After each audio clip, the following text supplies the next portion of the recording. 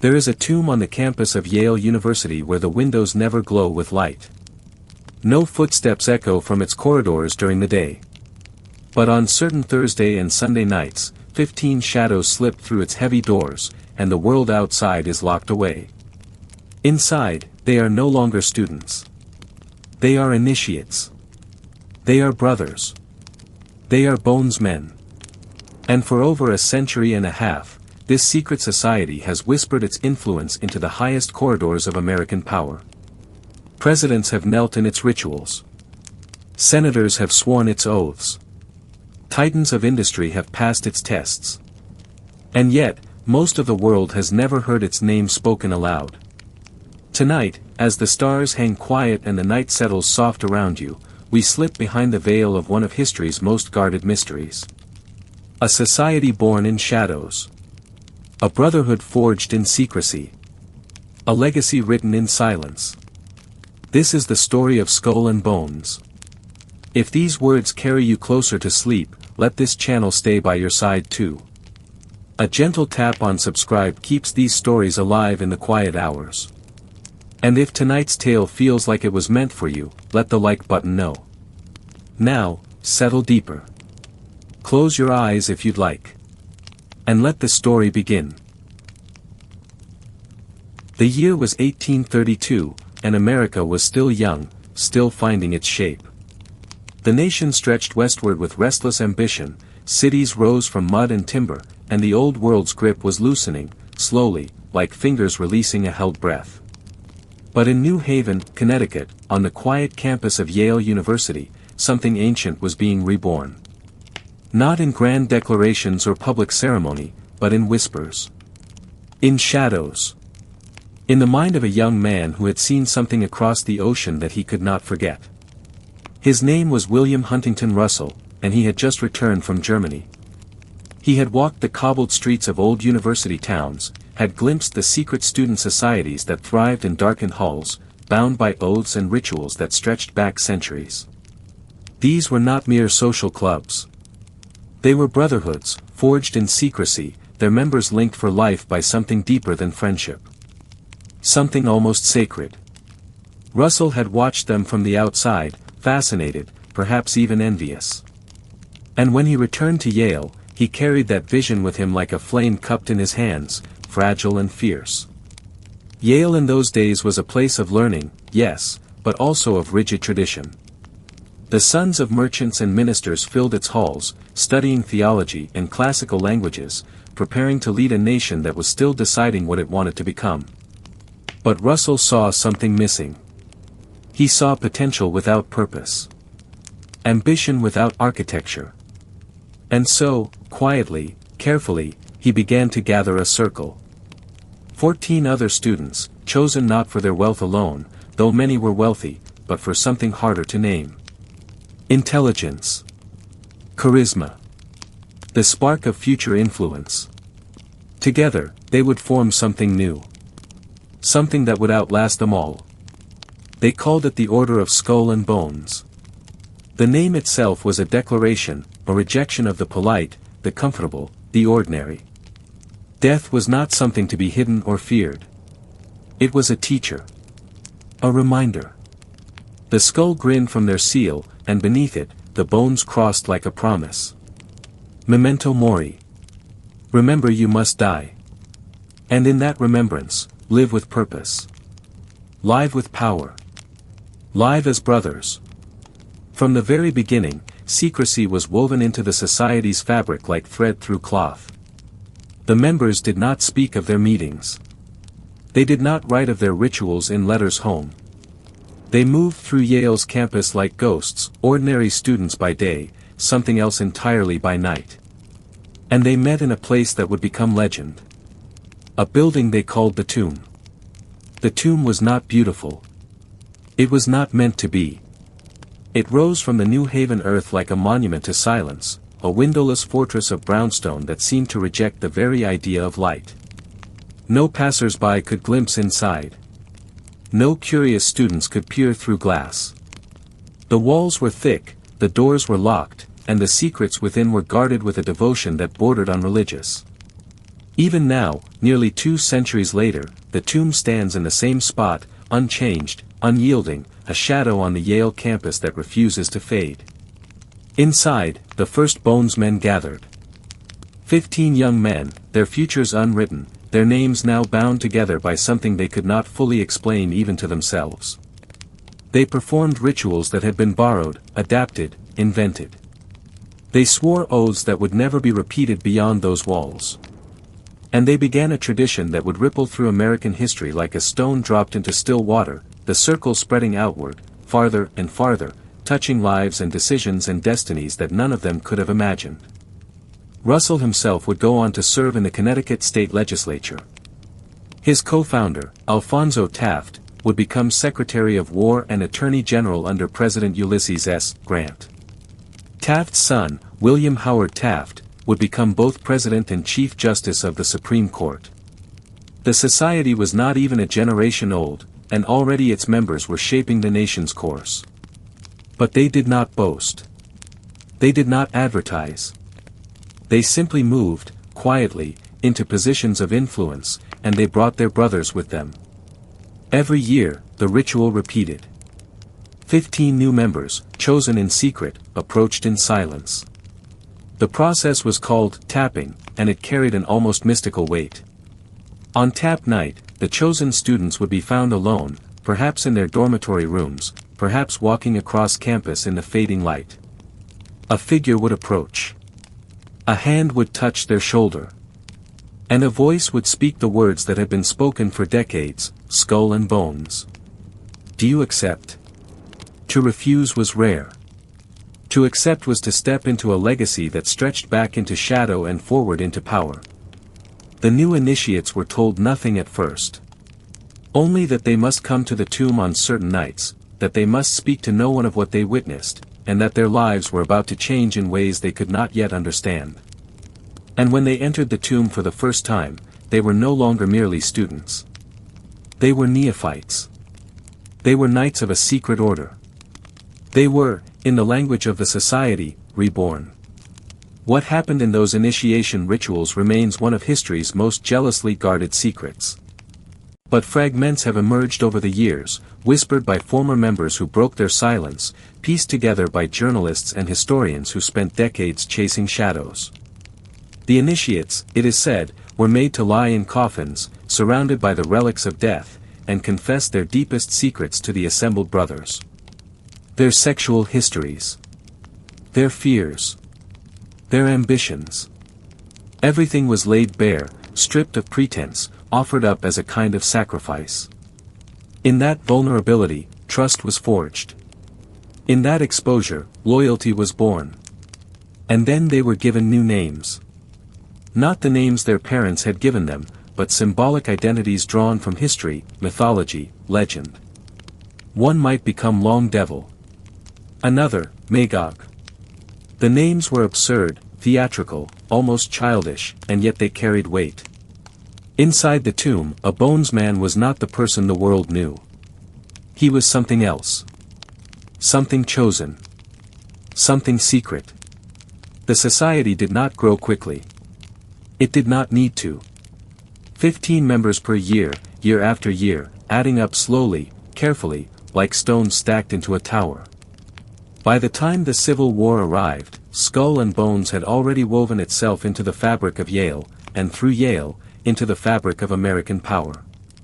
Bonesmen served on both sides of the conflict, their loyalty to the nation tested, but their loyalty to each other, it seemed, unshaken. The society did not take political sides. It simply endured, quiet and patient, waiting for the world to turn.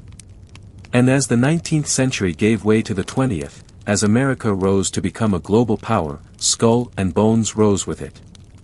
The tomb remained, silent and still, a dark jewel at the heart of Yale. The rituals continued, unchanged. The oaths were still sworn.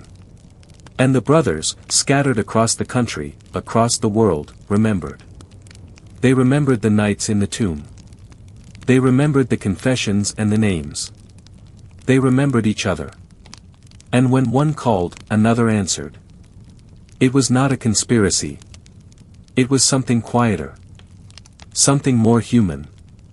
It was a network, invisible and unbreakable, built on trust and secrecy and the strange, fierce bond that forms when 15 young men swear to keep each other's secrets for the rest of their lives. The world outside might change.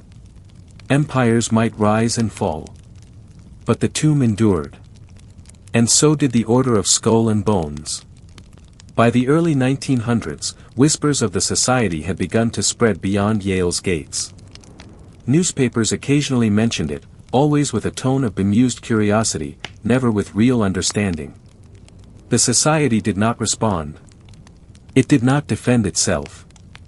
It simply continued, as it always had, meeting on Thursday and Sunday nights, welcoming its new members, guarding its mysteries with the same fierce devotion that had animated William Huntington Russell nearly a century before. And deep in the tomb, beneath layers of secrecy and ritual, something else was growing. A sense of destiny. A belief that those who passed through these doors were chosen not just for success, but for greatness. That they were the architects of the future, the hidden hands that would guide the nation through the storms to come. Whether that belief was true or merely a comforting fiction, whether the society's influence was real or imagined, mattered less than the fact that the Bonesmen believed it. And belief, as history has shown again and again, can be a kind of power all its own. The tomb stands still tonight, as it has stood for nearly 200 years. The windows remain dark. The doors remain locked. And somewhere inside, the rituals continue, whispered into the ears of a new generation, passed down like heirlooms, carefully, reverently, as if they were the most precious things in the world. Perhaps they are. And so the story begins, not with answers, but with questions. Not with clarity, but with shadow. And as the night deepens and the stars will slowly overhead, we move forward, step by quiet step, into the heart of the mystery. The society's early years were marked by a kind of patient cultivation, like a garden tended in darkness where no outside eye could see what was being grown. William Huntington Russell had not simply founded a club. He had planted something living, something that would feed on ambition and secrecy, something that would grow roots deep into the soil of American power. And like any good gardener, he understood that the most valuable plants take time.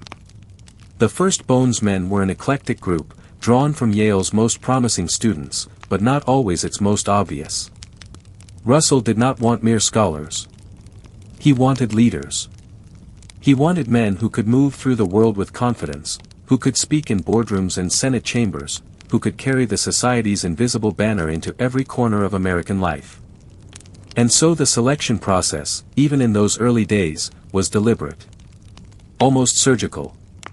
A potential member was watched for months, sometimes years, before the tap came. His character was assessed. His connections were noted. His future was weighed. If he passed the test, if he was deemed worthy, then on that fateful tap night, he would hear the words that changed everything. And once he accepted, once he crossed the threshold of the tomb for the first time, there was no going back. The society did not release its members. It held them, gently but firmly, for the rest of their lives. In those first decades, the tomb itself became a kind of reliquary, filled with objects that carried weight beyond their physical form. The walls were lined with portraits of past members, their painted eyes watching every ritual, every oath. There were books whose contents were known only to Bonesmen. There were artifacts said to have been stolen from other secret societies, trophies of some half-mythical rivalry that stretched back to Russell's days in Germany. And there, at the center of it all, stood the society's most famous relic. A skull. Some claimed it belonged to the Apache warrior Geronimo, taken from his grave in a midnight raid by Bonesmen serving in the military. Others said it was a fabrication, a story too dramatic to be true. But the skull remained, grinning in the candlelight, a reminder of the society's strange obsession with death and legacy. The rituals that unfolded beneath that skull's hollow gaze were designed to break down the barriers that separated one man from another. In the outside world, a Yale student might hide behind propriety, behind family name, behind the careful masks that society demanded. But inside the tomb, all of that was stripped away. The confessions were not gentle. They were raw. Humiliating, even. But they served a purpose. When 15 men know each other's darkest secrets, when they have witnessed each other at their most vulnerable, a bond forms that is almost impossible to break. Blackmail is too crude a word for it. It was something deeper. It was mutual exposure. Mutual trust. Mutual risk. And once that bond was forged, it lasted. Bonesmen who graduated from Yale and scattered across the country maintained their connections with a devotion that bordered on the obsessive. They wrote letters. They attended reunions. They helped each other find positions, secure appointments, navigate the complex networks of power that governed American life. It was not always explicit. A recommendation here. An introduction there. A door quietly opened. But over time, those small gestures accumulated, and the society's influence grew like ivy climbing a wall, slow and patient and nearly invisible until suddenly it was everywhere. By the 1850s, Skull and Bones was no longer a curious experiment. It was an institution. Other secret societies had sprung up at Yale, trying to replicate its success, but none carried the same weight. None had the same aura. The tomb stood apart, literally and figuratively, a fortress of silence in a world that was growing louder and more chaotic by the year. America was hurtling toward civil war, fracturing along lines of geography and ideology and morality, but inside the tomb, the divisions did not seem to matter. Bonesmen from the north and bonesmen from the south still met, still swore the same oaths, still called each other brother. When the war finally came, tearing the nation in two, the society faced its first real test. Could loyalty to the brotherhood survive loyalty to a cause? Could the bonds forged in the tomb withstand the bonds of nation and belief? The answer, it seemed, was yes.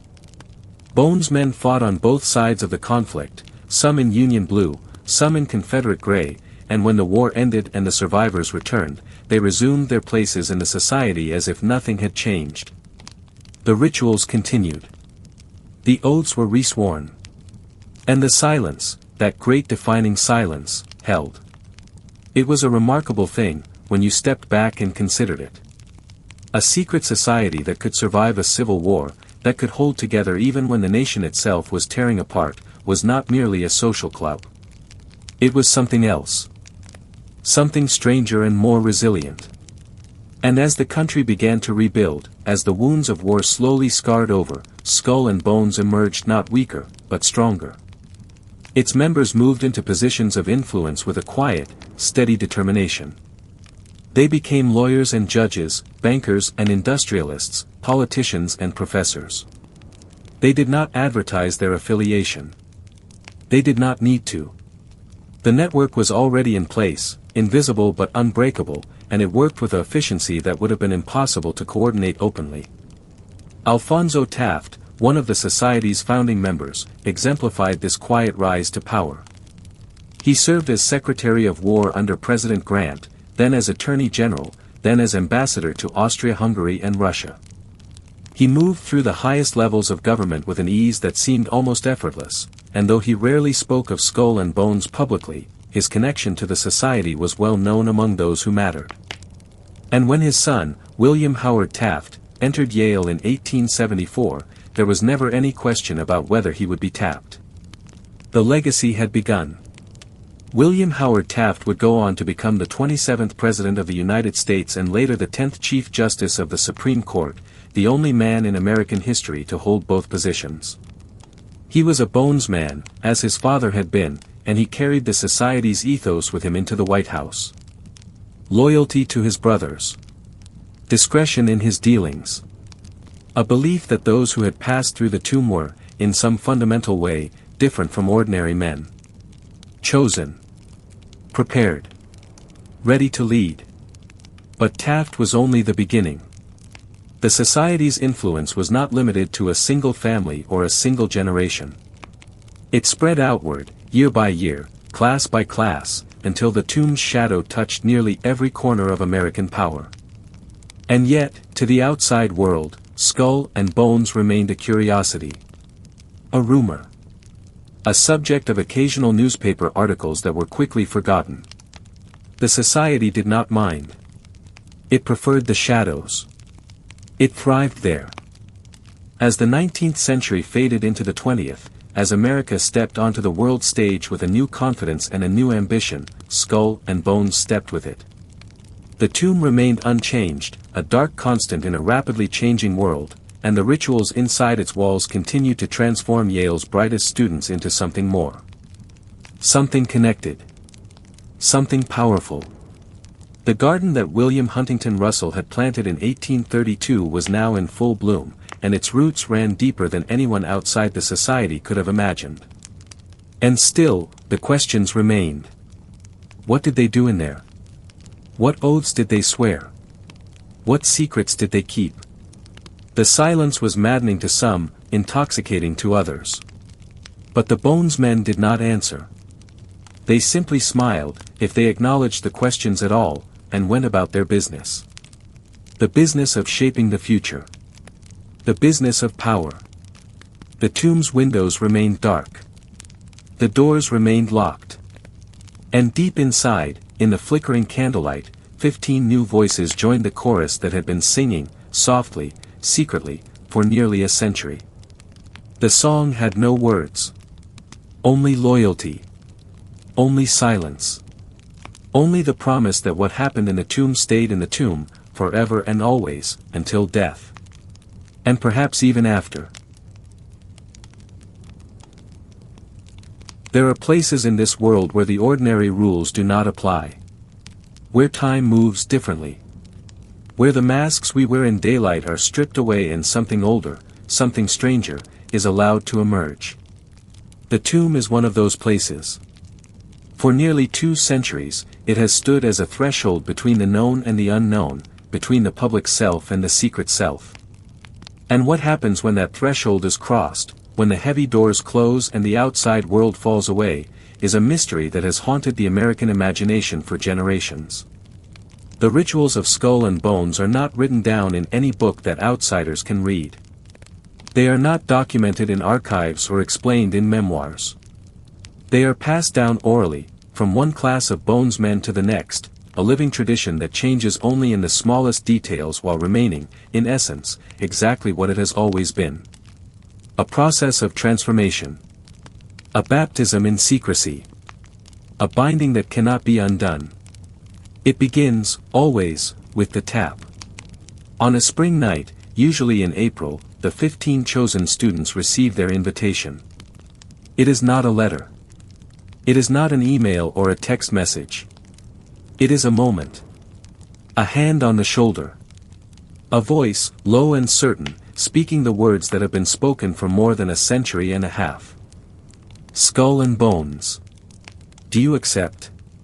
The question hangs in the air like smoke, and though the answer is almost always yes, there is a weight to the asking, a sense that something irreversible is about to happen. Those who accept are told to appear at the tomb on a specific night. They are given no other information. They come alone, walking through the darkened streets of New Haven, their hearts beating faster than they would care to admit. The tomb looms before them, windowless and silent, and when they knock, the door opens just wide enough to let them slip inside. And then it closes. And the world they knew is left behind. Inside, the neophytes find themselves in a space that seems to exist outside of time. The tomb's interior is said to be decorated in the style of a Gothic cathedral, but darker, stranger, filled with symbols that speak of death and rebirth. Skulls line the walls. Candles flicker in iron sconces. The portraits of past bonesmen stare down from their frames, their painted eyes following every movement. The air is thick with incense or perhaps just the smell of old wood and older secrets. And at the center of it all, the assembled brothers wait, dressed in robes, their faces hidden or revealed depending on which account you believe. The initiation begins with humiliation. This is not cruelty for its own sake, but a deliberate breaking down of ego, a stripping away of the pride and pretense that the neophytes carry with them from the outside world. They are made to kneel. They are mocked, questioned, challenged. Their accomplishments are dismissed as meaningless. Their identities are erased. And then, when they have been reduced to something raw and uncertain, the real ritual begins. Each neophyte is brought before the assembled brothers and made to lie in a coffin. The lid is not closed, but the symbolism is unmistakable. Death. The end of the old self. The darkness that waits for everyone, no matter how powerful or wealthy or brilliant they may be. And in that coffin, surrounded by strangers who will soon be brothers, the neophyte must confess. Not just any confession, but a complete unburdening of the soul. His sexual history, laid bare in explicit detail. His fears and failures. His ambitions and his shames. Everything that he has hidden from the world must now be spoken aloud, offered up to the brotherhood as a kind of sacrifice. It is excruciating. It is liberating. It is both at once. And when the confession is finished, when the neophyte has given everything he has to give, he is lifted from the coffin and welcomed into the fold. He is no longer alone. He is no longer merely himself. He is a Bonesman, bound to his brothers by the secrets they now share, by the vulnerability they have witnessed in each other. But the initiation is not over. Next comes the naming. Each neophyte is given a new identity, a symbolic name that will be used inside the tomb for the rest of his life. The names are drawn from history, mythology, literature, and the society's own private lexicon. One might become Hamlet. Another, Thor. A third, Long Devil, a name reserved for the tallest member of each class. The names are absurd and serious at the same time, a reminder that inside the tomb, the ordinary hierarchies of the world do not apply. A future president might be called Magog. A future Supreme Court justice might answer to Boaz. The names level the playing field, creating a space where everyone is equally strange, equally exposed. And then there are the challenges. Physical tests, it is said, that push the neophytes to their limits. Wrestling in mud, blindfolded and disoriented, grappling with unseen opponents until exhaustion takes over. Races through the tomb's corridors, navigating by touch and memory. Tasks that are designed not to prove strength or skill, but to break down the barriers between the initiates, to force them to rely on each other, to trust in ways they never have before. Through it all, the senior Bonesmen watch and guide, their own initiation still fresh in their memories even if they happened decades ago. They remember the fear and the exhilaration, the shame and the belonging. They remember because the ritual is designed to be unforgettable, to carve itself into the psyche so deeply that it can never be erased. And when the night finally ends, when the neophytes are exhausted and transformed, they are welcomed as equals. The hierarchy collapses. Freshman and senior, rich and poor, legacy and outsider, all are brothers now. All are Bonesmen. But initiation is only the beginning. The real work of the society happens over the course of the year that follows, in the Thursday and Sunday night meetings that structure the lives of the 15 new members. These meetings are not social gatherings, though there is camaraderie. They are not study groups, though there is learning. They are something else entirely. A space for conversation that goes deeper than anything the outside world allows. Each meeting follows a ritual structure. The brothers gather in the tomb's inner sanctum, a room that no outsider has ever seen, and they sit in a circle. One member, chosen by rotation, is designated the speaker for the evening. His task is to stand before his brothers and tell his life story. Not the polished version. Not the resume. But the real story, with all its complications and contradictions, its joys and its wounds. He speaks for an hour, sometimes longer, and his brothers listen in silence. And when he is finished, they ask questions. They probe. They challenge. They offer insights and observations that come from a place of deep familiarity, because they know each other's secrets now. They know each other in ways that even family does not. This practice, repeated week after week, creates a bond that is difficult to describe to those who have not experienced it. It is not friendship, exactly, though friendship is part of it.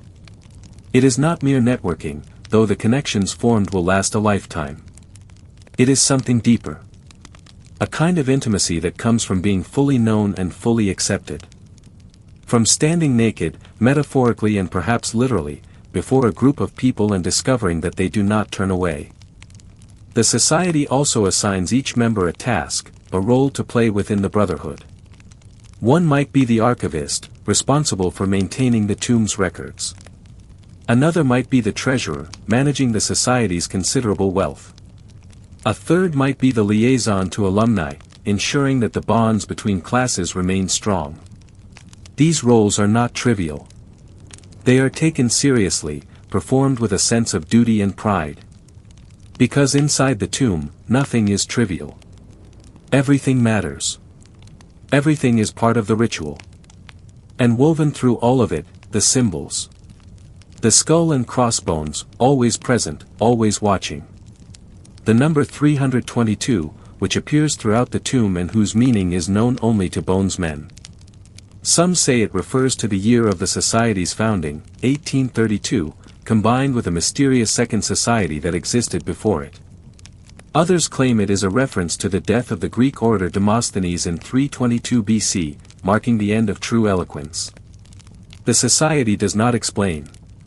It simply repeats the number, over and over, until it becomes a kind of mantra, a code that separates the initiated from the uninitiated. The rituals are strange, yes. They are theatrical. To an outsider, they might seem silly or even sinister. But to those who experience them, they are profound. They create a shared language, a shared history, a sense of belonging that transcends the ordinary bonds of friendship or professional connection. And they work. For nearly 200 years, they have worked, transforming ordinary students into a brotherhood that endures long after the caps and gowns have been put away. As the year progresses, the 15 members grow closer. They begin to think of themselves not as individuals, but as a unit. A class. A cohort bound by something that cannot be named but can be felt in every interaction. And when graduation arrives, when they leave Yale and scatter across the country and the world, they carry the tomb with them. Not physically, but in memory. In loyalty. In the quiet certainty that somewhere out there, 14 other people know them completely and will answer if they call. The rituals do not end with graduation. They simply change form. Alumni meetings are held regularly, gatherings where Bonesmen from different classes come together to reconnect, to share opportunities, to ensure that the network remains strong. And when a Bonesman dies, his brothers gather one last time to honor his memory, to speak his secret name, to remember the nights in the tomb when he was young and everything seemed possible. And so the cycle continues, year after year, generation after generation, the same rituals performed in the same dark space, creating the same unbreakable bonds. The world outside changes. Technology advances. Empires rise and fall. But inside the tomb, time stands still. The candles flicker. The skulls grin. And 15 new voices join the chorus that has been singing, in whispers, since 1832. The question remains, whispered in dorm rooms and debated in late-night conversations across Yale's campus. What do they do in there? What makes it so powerful? And the answer, frustratingly and beautifully, is that the ritual itself is the power. Not what is said or done, but the simple act of gathering in secret, of trusting completely, of becoming something more than the sum of individual ambition. The ritual creates the bond. And the bond creates the power. And the power, quiet and patient, reshapes the world. The power of ritual lies not in its logic, but in its repetition. In the way it carves grooves into the soul, channels that guide thought and feeling long after the candles have been extinguished and the robes have been folded away. The Bonesmen understand this instinctively, even if they never speak it aloud. They know that what happens in the tomb is not meant to be rational or efficient or even particularly meaningful in any conventional sense. It is meant to bind. To transform. To create a shared mythology that becomes more real than reality itself. And so the rituals continue, unchanged, even as the world outside the tomb hurtles through decades of transformation. The Civil War gives way to Reconstruction. The Gilded Age blooms and withers. The 20th century arrives with its automobiles and airplanes, its world wars and economic collapses, its televisions and computers and smartphones. But inside the tomb, the initiation proceeds exactly as it did in 1832. The confessions are still spoken in candlelight. The names are still given. The oaths are still sworn. And the silence, that great and terrible silence, still holds. There is something almost sacred in this refusal to change, this stubborn insistence that some things must remain untouched by time. In a culture obsessed with progress and innovation, Skull and Bones stands as a monument to tradition, to the belief that the old ways are not merely quaint or nostalgic but genuinely powerful. And perhaps they are right. Perhaps there is something in the human soul that responds to ritual, to secrecy, to the performance of ancient gestures in dark spaces. Something that cannot be replaced by efficiency or transparency or any of the other values that the modern world holds dear. The tomb itself seems to understand this. Its architecture has never been updated, never been renovated to suit contemporary tastes. The brownstone walls are the same walls that William Huntington Russell saw. The heavy doors are the same doors. And inside, the relics accumulate slowly, layer upon layer of history, each object carrying the weight of the men who touched it, who used it in rituals that will never be fully explained. There are flags, it is said, taken from defeated enemies. There are paintings whose subjects are known only to Bonesmen. There are books bound in leather, their pages yellowed with age, filled with the signatures and reflections of generations of initiates. And then there are the rumors, darker and stranger than the verified facts. Rumors that speak of bones stolen from graves, of artifacts taken from foreign lands during America's imperial adventures, of occult symbols hidden in plain sight. Some claim that the society practices a form of secular religion, a worship of death and power that has more in common with ancient mystery cults than with anything recognizably American. Others insist that the rituals are nothing more than elaborate theater, pranks elevated to the level of tradition, harmless games that happen to be played by people who go on to run the world. The truth, as always, lies somewhere in between. The rituals are theatrical, yes. They are absurd in many ways. Grown men wrestling in mud and confessing their sexual histories to each other is not, on its face, a serious activity. But it becomes serious through repetition and through consequence. When those same men go on to become presidents and senators and Supreme Court justices, when they make decisions that shape the lives of millions, the rituals that bound them together take on a weight that transcends their original context. What was once a game becomes a structure. What was once theater becomes power. The society has always understood this alchemy. It has always known that the line between the symbolic and the real is thinner than most people imagine. And so it guards its rituals jealously, not because they are inherently powerful, but because secrecy itself is powerful. Because the refusal to explain creates mystery. And mystery creates fascination.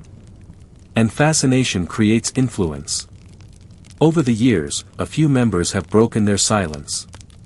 Not many, and never completely, but enough to give the outside world glimpses of what happens inside the tomb.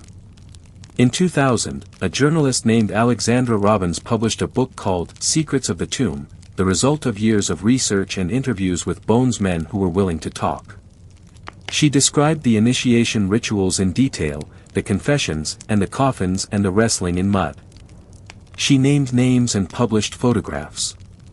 For a moment, it seemed as though the society's greatest secret had been exposed, that the mystery would finally be solved and the power would evaporate like morning mist. But it didn't. The book became a bestseller, yes. People read it with fascination. And then they moved on. Because knowing what happens in the tomb, it turns out, is not the same as experiencing it.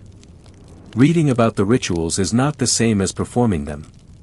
And the bond that forms between 15 men who have confessed their deepest secrets to each other cannot be broken by a book, no matter how thoroughly researched or compellingly written. The society barely reacted to the exposure. A few members expressed mild disappointment that the secrets had been shared, but there was no outrage, no legal action, no public defense. The silence simply absorbed the revelation and continued, as it had always continued, patient and unyielding. And the rituals went on. The tomb's doors still opened on Thursday and Sunday nights. The initiation still transformed new members. And the network, that vast and invisible network of Bonesmen scattered across the country and the world, still functioned with the same quiet efficiency it always had.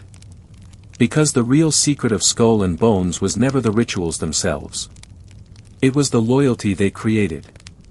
It was the sense of obligation that came from being known completely by 14 other people. When a Bonesman helps another Bonesman, he is not doing so because of some grand conspiracy or shadowy agenda. He is doing so because they are brothers. Because they shared something once that cannot be shared with anyone else. Because in a world of superficial connections and transactional relationships, the bond forged in the tomb is real in a way that few other relationships ever are. And so the favors flow. A recommendation for a job. An introduction to someone important. A word in the right ear at the right time. Nothing illegal. Nothing dramatic. Just the ordinary workings of a network that happens to be built on extraordinary trust. And over time, those small favors accumulate. A Bonesman rises a little faster than he might have otherwise. Doors open a little more easily. And when he reaches a position of power, he remembers his brothers. He brings them with him, not out of corruption, but out of loyalty. Out of love, even, though that word is rarely spoken. The rituals make this possible. They create the conditions for absolute trust. And absolute trust, in a world built on competition and suspicion, is the rarest and most valuable commodity of all. More valuable than money. More valuable than talent. More valuable, perhaps, than anything else. Inside the tomb, in the flickering candlelight, the brothers sit in their circle and speak truths that would destroy them in the outside world. They admit to failures and fears. They confess to desires that polite society would condemn. They show each other their wounds, literal and metaphorical, and discover that they are still loved. Still accepted. Still brothers. And that acceptance, earned through vulnerability and sealed through ritual, becomes the foundation of everything that follows. The society does not ask its members to choose between their country and the brotherhood. It does not demand loyalty at the expense of morality or law. But it does ask them to remember. To remember the nights in the tomb. To remember the confessions and the names. To remember that somewhere out there, 14 other people know them completely. And that memory, carried through a lifetime, shapes decisions in ways that are impossible to measure but undeniable in their effect. This is the true ritual of Skull and Bones. Not the initiation, though that is important. Not the weekly meetings, though those matter too. But the ongoing performance of loyalty, played out over decades, across continents, in boardrooms and courtrooms and the halls of power. The ritual that never ends. The ritual that transforms 15 strangers into a unit that will endure until death and perhaps beyond. The tomb stands silent in the New Haven night, its windows dark, its secrets held close. Inside, the rituals continue, whispered and performed, passed down from one generation to the next like a sacred trust. And outside, the world turns, shaped in small ways and large by men who once lay in coffins and spoke their truths and were reborn as something more than themselves. The candles flicker. The skulls grin. And the brotherhood endures, patient and quiet and unbreakable, waiting for the next Thursday, the next Sunday, the next initiation, the next confession, the next oath. Forever and always, until the last Bonesman speaks the last secret and the tomb finally falls silent. But that day has not yet come. And perhaps it never will. There is a photograph, black and white and slightly faded, taken sometime in the 1940s. It shows a group of young men standing in front of the tomb, their faces serious, their postures formal. They are dressed in the style of their era, suits and ties, hair neatly combed. To the casual observer, they might be any group of Yale students, captured in a moment of collegiate pride. But look closer. Study their faces. Some of these men will go on to shape the course of American history. Some will sit in the Oval Office. Some will command armies, lead corporations, interpret the Constitution itself. And all of them, every single one, will carry the tomb with them wherever they go. Power in America has always been a curious thing, more fluid than in the old monarchies of Europe, more democratic in theory than in practice. It flows through institutions and families, through schools and social networks, through connections that are rarely visible on any organizational chart but are no less real for their invisibility. And for nearly 2 centuries, one of those invisible channels has run directly through the tomb at Yale University, through the dark heart of Skull and Bones. The society has never claimed to control the government. It has never needed to. Control is too crude, too obvious. What Skull and Bones offers is something subtler and more enduring. Proximity. Familiarity. A shared language of trust and obligation that makes collaboration effortless and natural. When 2 Bonesmen find themselves in the same room, they do not need to negotiate or posture or waste time establishing credibility. They already know each other, in the deepest sense. They have already proven themselves worthy. And so they work together with an ease that looks like coincidence but is actually the product of careful cultivation stretching back to their nights in the tomb. The first Bonesman to reach the presidency was William Howard Taft, though his path to power was paved by generations of brothers who had come before him. Taft was a legacy, the son of Alphonso Taft, one of the society's founding members. He had been raised understanding that Yale was not just a university but a gateway, and that Skull and Bones was not just a club but a destiny. When he was tapped in 1878, it was not a surprise. It was an inheritance. Taft's years at Yale were unremarkable by most measures. He was a competent student, affable and well-liked, but not brilliant. What set him apart was not genius but something harder to quantify. A certain steadiness. A capacity for loyalty. An understanding that power was not seized but earned, not through dramatic gestures but through patient accumulation of trust and connection. The tomb recognized this quality in him, as it had in his father, and when Taft graduated and began his career in law and public service, his brothers went with him, invisibly, their support quiet but constant. He rose through the ranks of the judiciary, became Governor General of the Philippines, then Secretary of War under Theodore Roosevelt. And in 1908, he was elected President of the United States. His presidency was not particularly successful by most historical accounts. He struggled with the progressive wing of his own party, lost the confidence of Roosevelt, and served only a single term. But his failure as a president does not diminish his significance as a Bonesman. Because what mattered was not whether he governed well, but that he had reached the pinnacle of American power at all. That a member of the society, bound by its oaths and shaped by its rituals, now sat in the Oval Office. And Taft was not finished.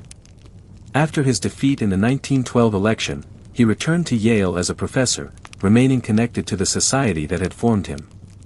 And then, in 1921, he was appointed Chief Justice of the Supreme Court, becoming the only person in American history to head both the executive and judicial branches of government. A Bonesman at the highest levels of 2 branches of government.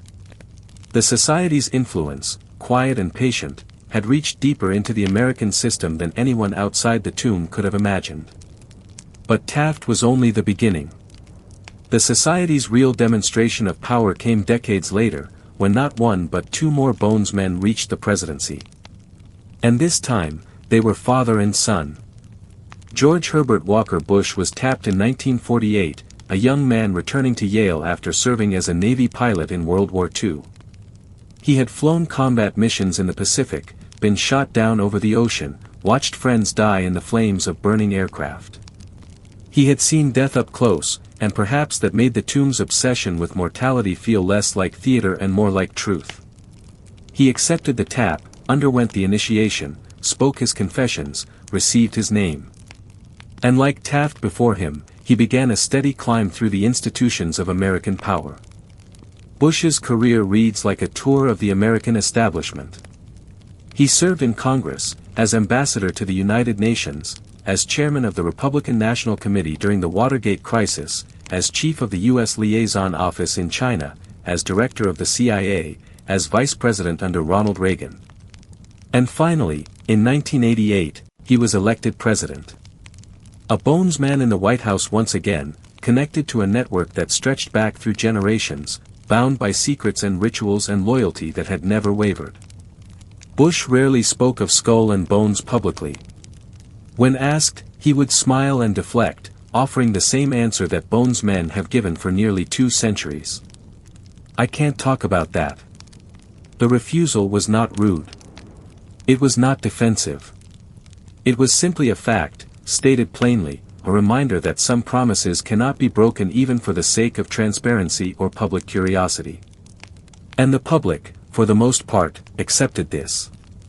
Because by then, Skull and Bones had become part of American folklore, a known unknown, something everyone had heard of but no one fully understood. What made the Bush family's connection to the society even more remarkable was that George H.W. Bush's son, George W. Bush, followed him into both Yale and the tomb. He was tapped in 1968, during one of the most turbulent periods in American history. The Vietnam War raged. Cities burned with protest and riot. The old certainties were crumbling. But inside the tomb, the rituals continued exactly as they always had, unchanged and unshaken, a monument to continuity in an age of chaos. George W. Bush's path to power was slower and more uncertain than his father's. He struggled with focus in his younger years, drifted through various business ventures, seemed for a time like he might be the family disappointment. But the network held. His brothers from the tomb, his connections from Yale, the invisible web of Skull and Bones supported him even when he seemed to be supporting himself poorly. And when he finally found his footing in politics, becoming governor of Texas and then, in 2000, President of the United States, that support crystallized into something undeniable. Father and son. Both Bonesmen. Both presidents. The coincidence was too striking to ignore, and yet the society offered no explanation, no comment, no acknowledgement that anything unusual had occurred. The silence held, as it always had, patient and implacable. And the rituals in the tomb continued, welcoming new members, binding them with the same oaths that had bound the Bushes and Taft and Russell and all the others who had passed through those doors over the course of nearly 2 centuries. But the society's influence extended far beyond the presidency. The Senate, the Supreme Court, the Cabinet, the intelligence community, all carried the marks of Bonesman presence. Henry Stimson, tapped in 1888, served as Secretary of War under 2 presidents and helped guide America through World War II. John Kerry, tapped in 1966, became a senator, presidential candidate, and Secretary of State. McGeorge Bundy, tapped in 1939, served as National Security Advisor during the Vietnam War, helping to shape one of the most consequential and controversial foreign policy decisions in American history. The list goes on, names stacking upon names, positions of power occupied year after year by men who once lay in coffins in the tomb and spoke their secrets to 14 strangers who became brothers. The pattern is undeniable. The society does not guarantee success, but it creates conditions where success becomes more likely. It opens doors. It provides connections. It offers a network of support that functions with a loyalty and efficiency that no amount of money can buy. And yet, for all its influence, Skull and Bones has never been monolithic in its politics or ideology. Bonesmen have served in both political parties, have taken opposing sides on critical issues, have argued and competed and sometimes worked against each other in public life. The society does not demand ideological conformity. It does not require its members to vote the same way or support the same causes. What it asks for is something simpler and deeper. Loyalty to the brotherhood. Respect for the secrets. And a willingness to help a brother when the call comes. This flexibility is part of what has allowed the society to endure. It is not a conspiracy in the traditional sense, not a shadowy cabal working toward a unified goal. It is a network, adaptive and resilient, capable of surviving changes in political climate or cultural values because it is built on relationships rather than ideology. Bonesmen can disagree about policy while still trusting each other personally. They can compete for the same positions while still respecting the bonds forged in the tomb. And that capacity for maintaining loyalty across difference is perhaps the society's greatest strength. Consider the 2004 presidential election. George W. Bush, a Bonesman, ran against John Kerry, also a Bonesman. Both men had been initiated into the same society, had participated in the same rituals, had sworn the same oaths. And yet they stood on opposite sides of one of the most contentious elections in modern American history. When asked about their shared membership in Skull and Bones, both men gave the same answer. "I can't talk about that." The refusal was identical, word for word, a demonstration of loyalty to the society even in the midst of fierce political combat. What did it mean, that question that hung in the air throughout the campaign? Did the society prefer one candidate over the other? Did Bonesmen quietly support their brother regardless of party affiliation? Or did the bonds of the tomb simply fade in the face of genuine political disagreement? The answer, almost certainly, is that it varied from individual to individual. Some Bonesmen prioritized the brotherhood. Others prioritized their political beliefs. And the society, wisely, did not force them to choose. It simply endured, as it always had, patient and flexible and ultimately indifferent to the specific outcomes of any single election. Because the society's power does not depend on controlling who wins. It depends on ensuring that no matter who wins, a Bonesman is in the room. That the network remains intact. That the connections endure. And in 2004, no matter which candidate prevailed, a Bonesman would sit in the Oval Office. The society had already won. This is the genius of Skull and Bones, the quiet brilliance that has allowed it to survive and thrive while other secret societies faded into irrelevance or dissolved entirely. It does not put all its faith in a single ideology or political movement.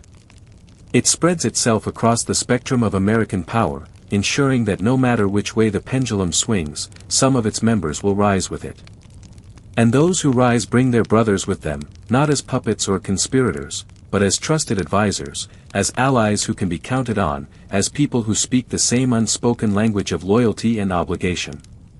The influence is subtle. It does not announce itself. A Bonesman does not walk into a job interview and declare his membership, expecting special treatment.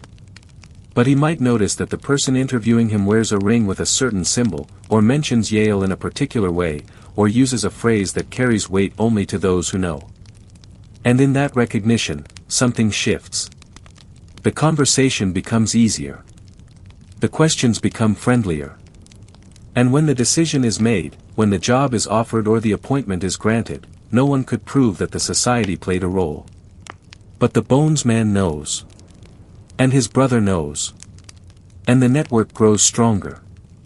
This is how power actually works in America, far more often than the civics textbooks would suggest.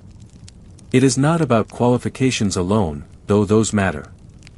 It is not about meritocracy, though merit plays its part. It is about trust. About knowing someone. About having shared something that creates a bond deeper than a resume or a handshake. And Skull and Bones, with its rituals and its secrets and its nearly 2 centuries of tradition, creates that bond more effectively than almost any other institution in American life. The society's influence extends beyond politics into the worlds of finance, law, academia, and media. The investment banking firms of Wall Street have long been populated with Bonesmen, their partnerships and boardrooms filled with men who once wrestled in mud in the tomb's basement. Law firms that advise presidents and argue before the Supreme Court count Bonesmen among their senior partners. Universities across the country, not just Yale, have Bonesmen in positions of leadership, shaping the education of future generations. And even the media, that supposed watchdog of power, has its share of Bonesman influence, journalists and editors and publishers who understand the value of discretion when it comes to certain subjects. This pervasive presence creates a kind of shadow establishment, not in the conspiratorial sense of secretly running the world, but in the simpler sense of being everywhere that power concentrates. When major decisions are made, when wars are debated, when economic policies are crafted, when Supreme Court cases are decided, there is a better than average chance that at least one Bones man is in the room where it happens. And often, there are several. Henry Luce, founder of Time magazine and one of the most influential media figures of the 20th century, was a Bones man. So was William F. Buckley Jr., whose conservative magazine National Review helped define American political discourse for decades.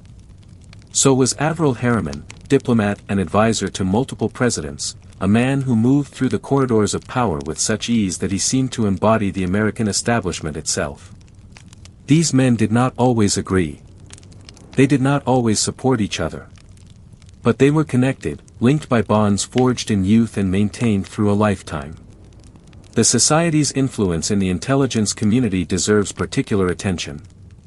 Multiple directors of the CIA have been Bones men, most notably George H. W. Bush, but also others whose names are less well known to the public. The CIA, with its culture of secrecy and its emphasis on personal loyalty and its tradition of operating in the shadows, shares a certain kinship with Skull and Bones. Both institutions understand that some things must be kept hidden. Both value discretion above almost everything else. And both recruit from the same pool of talented, ambitious young men who are comfortable with secrecy and capable of keeping it. This overlap is not coincidental. The CIA, founded in 1947, drew many of its early leaders from Yale and specifically from Skull and Bones. The society's emphasis on secrecy, its rituals of initiation, its culture of absolute discretion, made it an ideal training ground for intelligence work. And the bonds formed in the tomb created networks of trust that were invaluable in the murky world of espionage and covert operations. When a CIA officer needed to trust someone with classified information or a dangerous mission, having a fellow Bones man in the agency was worth more than any security clearance. But perhaps the most significant aspect of Skull and Bones' influence on American power is not the specific positions its members have held, impressive though those are. It is the way the society has shaped the culture of American leadership itself. The emphasis on loyalty. The comfort with secrecy. The belief that there is an elite, a group of people who are more capable, more deserving, more prepared to lead than the masses. These ideas, which run counter to America's democratic ideals in many ways, have been quietly normalized by institutions like Skull and Bones. The society teaches its members that they are special. Not because of what they have accomplished, necessarily, but because they have been chosen. Because they have passed through the initiation. Because they know the secrets. And this sense of being chosen, of being part of an elite that transcends ordinary democratic processes, shapes how Bones men view their role in the world. They are not merely citizens. They are stewards. Guardians. Members of a ruling class that may not be acknowledged openly but exists nonetheless. This creates a tension at the heart of American democracy. The nation was founded on the principle that all men are created equal, that power should flow from the people, that aristocracy and hereditary privilege have no place in the republic. And yet, here is an institution that explicitly creates a kind of aristocracy, not based on birth exactly, but on selection and initiation and the perpetuation of influence across generations. The Bush family alone demonstrates this.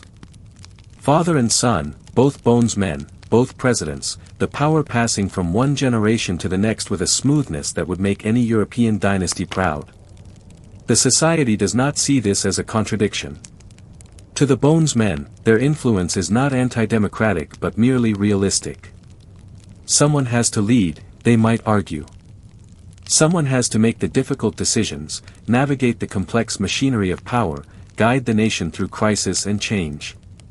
Why not those who have been carefully selected and rigorously tested? Why not those who have proven their loyalty and capability? Why not the brotherhood? And in fairness, many Bones men have served their country with distinction and honor. They have made sacrifices, taken risks, dedicated their lives to public service. The society does not produce only opportunists and power seekers. It also produces genuine leaders, people who believe deeply in their responsibility to the nation and who work tirelessly to fulfill it. The problem is not that all Bonesmen are corrupt or self-serving. The problem is that the system itself, however well-intentioned, concentrates power in the hands of a very small group of people who are connected in ways that the public cannot see and that democratic processes cannot easily check. Consider a moment in 1991, when President George H.W. Bush sat in the Oval Office making decisions about the Gulf War. In the room with him were advisors, military leaders, cabinet members. How many of them were Bonesmen? How many shared that invisible bond, that understanding that came from nights in the tomb? The public has no way of knowing. The decisions were made behind closed doors, as such decisions always are. And the society's influence, if it existed at all in that moment, was invisible, untraceable, impossible to prove or disprove. This is the challenge that Skull and Bones presents to anyone who cares about transparency and accountability in government. Not that it is necessarily malevolent, but that it is invisible. Not that its members are necessarily corrupt, but that their connections are hidden. Not that the society controls America, but that it influences it in ways that cannot be measured or monitored or subjected to democratic oversight. The tomb stands silent, as it has always stood, keeping its secrets. The rituals continue. The initiations transform new members. And the network, that vast invisible web of connection and loyalty and mutual obligation, continues to shape American power in ways both large and small. 3 presidents have emerged from the tomb's darkness into the light of the Oval Office. Countless others have shaped policy and law and culture from positions just below the presidency but no less influential. And the question that has haunted observers for nearly 2 centuries remains unanswered, perhaps unanswerable. How much power does Skull and Bones truly hold? Is it a secret government, pulling strings behind the scenes? Or is it simply a social club whose members happen to be successful? The truth, almost certainly, lies somewhere in between. The society is not all-powerful. It does not control everything. But it is not powerless either. It is not irrelevant. It is a network. A brotherhood. A system of trust and loyalty that functions alongside the official institutions of American democracy, sometimes supporting them, sometimes circumventing them, always operating just beyond the reach of public scrutiny. And as long as the tomb stands, as long as the rituals continue, as long as 15 new members are tapped each year and bound together by secrets and oaths, that network will endure. The night deepens. The stars will overhead. And in the tomb, the candles flicker, casting shadows on the walls where the portraits of past Bonesmen watch with painted eyes. Some of those faces belong to presidents. Some belong to men whose names are forgotten except by their brothers. But all of them, every single one, carried the tomb with them through their lives. Carried it into boardrooms and courtrooms and the chambers of power. Carried it quietly, secretly, faithfully, until their deaths. And the society endures, patient and silent, waiting for the next initiation, the next confession, the next president. There are some institutions that invite speculation simply by existing. Their very presence in the world, especially when shrouded in secrecy, becomes a kind of blank canvas onto which people project their deepest fears and suspicions about how power really works. Skull and Bones is such an institution. For nearly 2 centuries, it has maintained an almost perfect silence about its inner workings, and into that silence, the human imagination has poured every conceivable theory, every whispered accusation, every paranoid fantasy about shadow governments and hidden elites. Some of these theories are absurd. Some are plausible. And some, perhaps, are closer to the truth than the society would ever admit. But what matters, in the end, is not whether any particular conspiracy theory is accurate. What matters is that the silence itself has become a kind of power, a weapon that the society wields with remarkable effectiveness.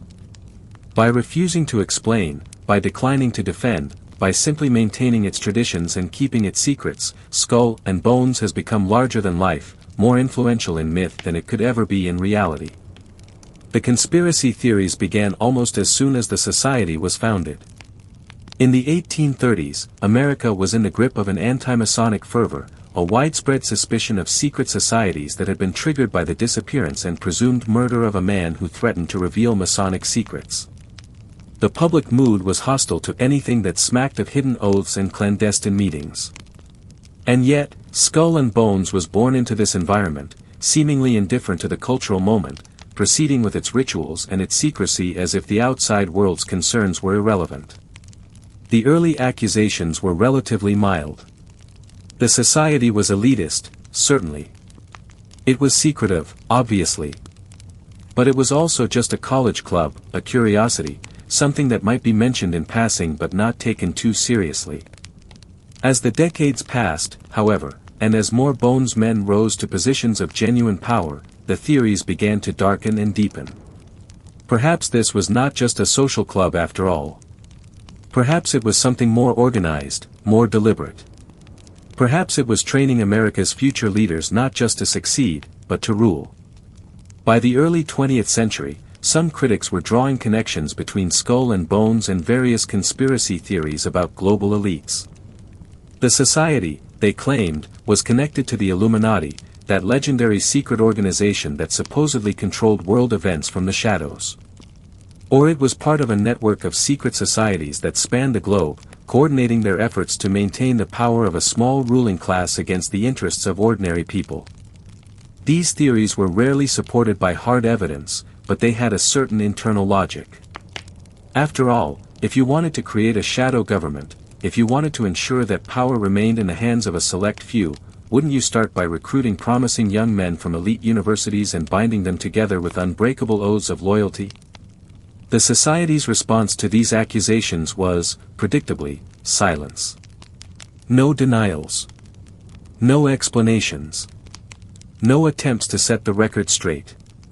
Just the same enigmatic smile and the same 4 words, "I can't talk about that." The refusal to engage was maddening to critics and irresistible to conspiracy theorists. Because in the absence of information, the mind fills the void with speculation. And speculation, once it begins, feeds on itself, growing more elaborate and more confident with each retelling. One of the most persistent theories involves the society's connections to the intelligence community and covert operations. This theory has more substance than most, given the documented presence of Bonesmen in the CIA and other intelligence agencies. The claim is that Skull and Bones serves as a kind of unofficial recruiting ground for American intelligence, identifying capable young men early and grooming them for lives of secrecy and service. The society's rituals, with their emphasis on keeping secrets and maintaining loyalty above all else, would be ideal training for intelligence work. And the networks formed in the tomb would provide exactly the kind of trusted connections that spies and covert operators need. Is this true? Partly, almost certainly. The CIA did draw heavily from Yale in its early years, and many of those Yale recruits were indeed Bonesmen. But that does not mean the society was created for that purpose, or that it functions primarily as an intelligence recruitment tool. It simply means that the skills and values the society cultivates happen to align with the needs of the intelligence community. The ability to keep secrets. The comfort with operating in shadows. The loyalty to brothers above institutions. These are valuable traits in any field, but especially in espionage. Another theory, darker and more sensational, suggests that the society engages in occult practices, that the rituals in the tomb are not merely theatrical but genuinely magical, attempts to harness supernatural power for worldly gain. The evidence for this claim is thin, based mostly on the society's use of skulls and bones and death imagery, which critics interpret as evidence of devil worship or necromancy. But the society's obsession with death is more likely philosophical than supernatural. Memento mori. Remember you must die. It is a reminder of mortality, a way of stripping away pretense and focusing on what truly matters. Not magic, but meaning. Still, the imagery is undeniably strange, and strangeness breeds suspicion. Why would a society of America's elite surround themselves with symbols of death? Why the skull and crossbones, which in popular culture is associated with pirates and poison? Why the coffins and the candlelight and the whispered oaths? The society offers no answers, and so the theories multiply, each one more elaborate than the last.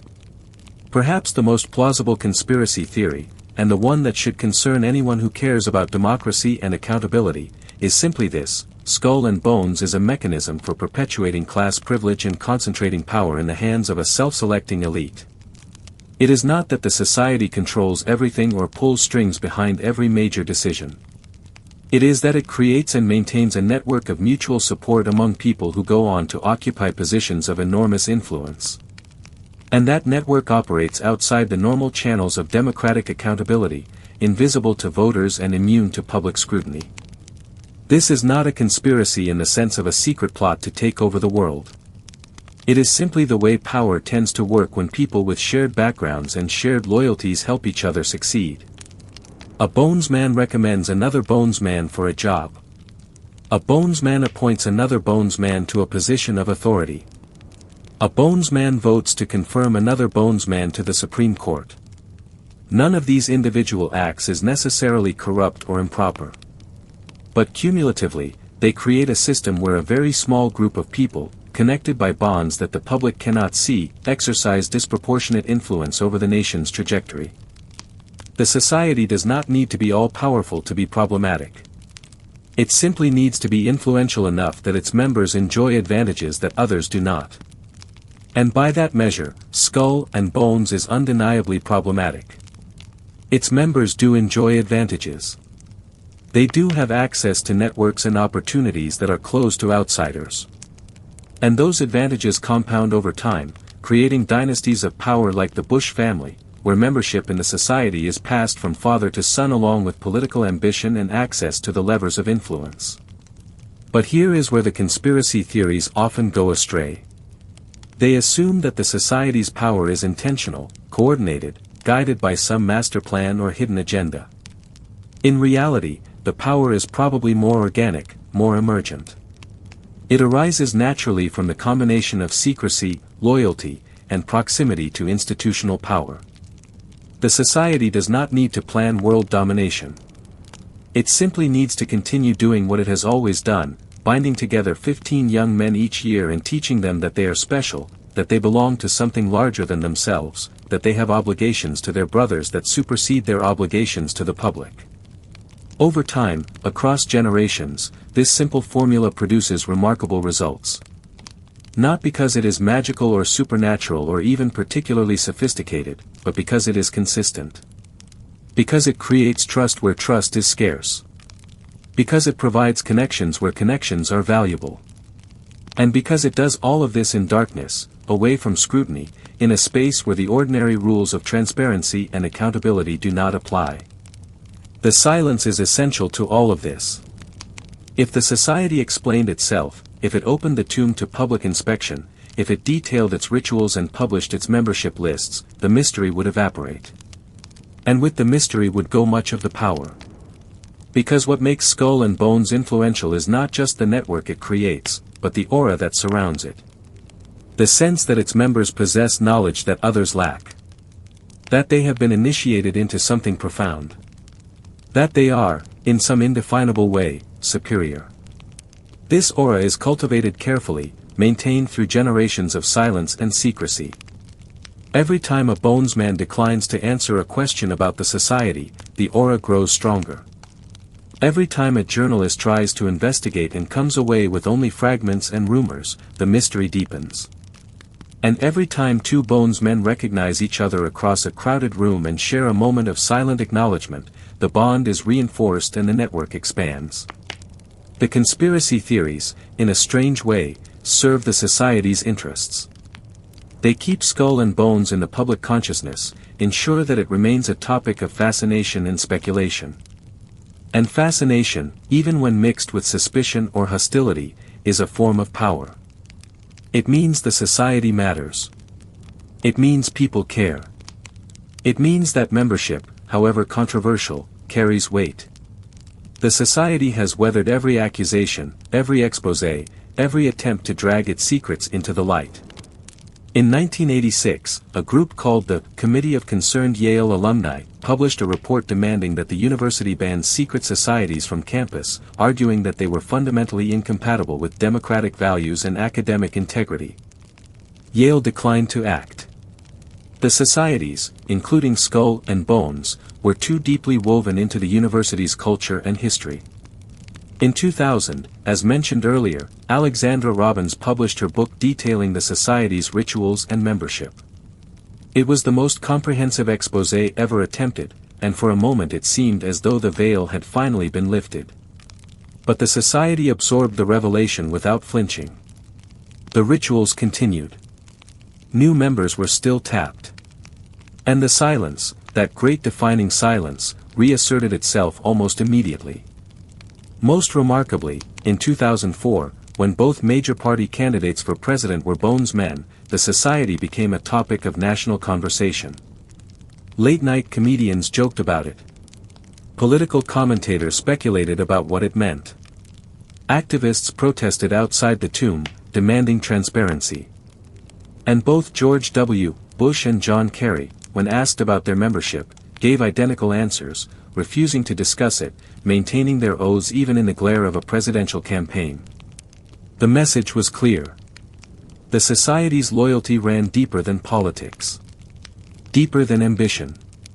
Deeper, even, than the presidency itself. And for many observers, that was more unsettling than any conspiracy theory could be. Because it suggested that there were bonds, obligations, identities that existed outside the normal framework of American civic life. That a Bonesman was, in some fundamental sense, a Bonesman first and an American second. Is that fair? Is that accurate? Perhaps not. Perhaps the conspiracy theories overstate the case, reading too much into what is ultimately just a college club with delusions of grandeur and a flair for the theatrical. But the theories persist because the silence persists. Because the society refuses to explain itself. Because it continues, year after year, to operate in darkness while its members rise to positions of power in the light. And so the whispers continue, weaving through American culture like threads through cloth. Whispers of shadow governments and secret cabals. Whispers of occult rituals and hidden agendas. Whispers that may be false in their specifics but true in their essence, capturing something real about how power works in America, about the invisible networks and unspoken loyalties that shape our world in ways we can rarely see and almost never prove. The tomb stands silent. The conspiracy theories swirl. And the truth, whatever it may be, remains locked behind those heavy doors, guarded by oaths that have held for nearly 2 centuries and show no sign of weakening.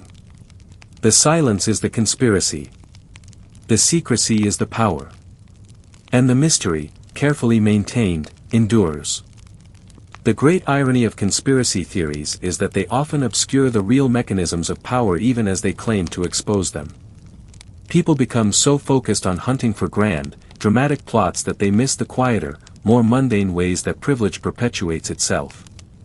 Skull and Bones benefits from this misdirection.